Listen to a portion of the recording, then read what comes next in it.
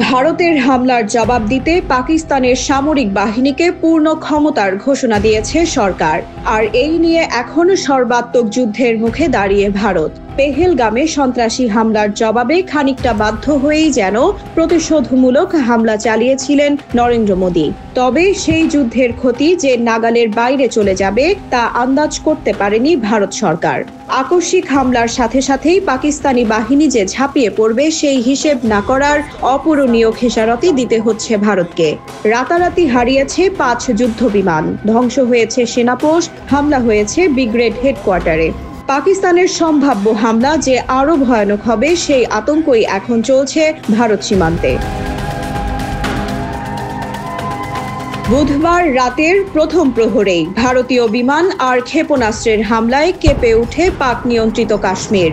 বেসামরিক স্থাপনায় আঘাত করে ভারতীয় সেনারা। তবে সেই হামলার কয়েক ঘন্টার মাথায় রাতের আঁধারে পাল্টা আক্রমণের শিকার হয় ভারতীয় সামরিক বাহিনী। প্রতি মুহূর্তেই আসতে থাকে বিমান হারানোর খবর।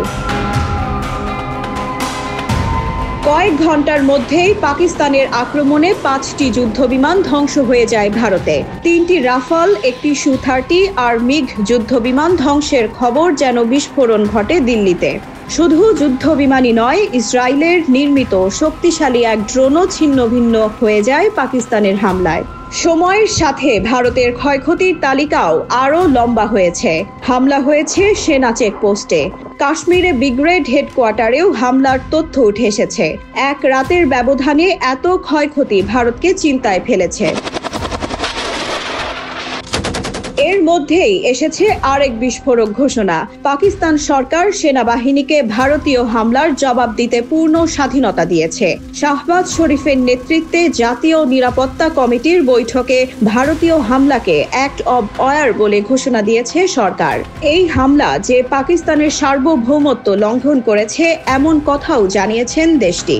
আর এরপরই ভারতকে জবাব দিতে সেনাবাহিনীকে সবুজ সংকেত দিয়েছেন শাহবাজ শরীফ।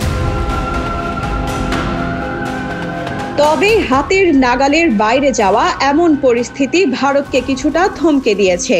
হামলাকে যুদ্ধ নয় বরং সুনির্দিষ্ট লক্ষ্যে আক্রমণ বলে জানিয়েছে নরেন্দ্র মোদীর সরকার। পেহেলগামে হামলার জবাবে এমন হামলা বৈধ বলেও জানিয়েছে দেশটি। এমনকি ভারত নিয়ন্ত্রিত কাশ্মীরে শান্তির প্রতীক সাদা পতাকা উড়ানোর কথাও জানাচ্ছে অনেক গণমাধ্যম। এমনকি পাকিস্তানের পাল্টা হামলায় যে ক্ষয়ক্ষতি হয়েছে সেসব নিয়েও তেমন কোনো তথ্য দেয়নি নরেন্দ্র মোদীর সরকার। তবে ভারত পিছু হটার আভাস দিলেও পাকিস্তানের সেনাবাহিনী যে কোনো সময় আক্রমণ চালাতে পারে এখন সেই শঙ্কা ঘিরে ধরেছে।